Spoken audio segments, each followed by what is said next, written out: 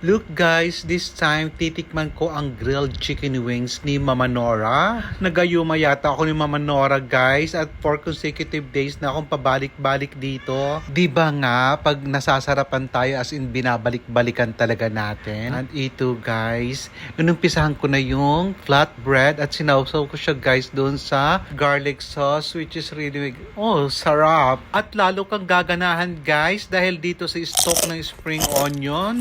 As in fresh talaga siya guys. Ang sarap. It's added flavor sa kinakain kong grilled chicken wings. Siya nga pala guys, yung chicken wings na to ay nagkakahalaga lang to ng 24 Saudi realizations. At meron na siyang kasamang dalawang klaseng flatbread or kubus. Yung isang plain at saka isang cheddar flavor. O diba nga ang mura lang kay Mama Nora. Hindi lang yun guys, as in napakasarap talaga ng kanilang grilled chicken wings. At bagong lutong isi-serve sa'yo as in mapapaso ka talaga.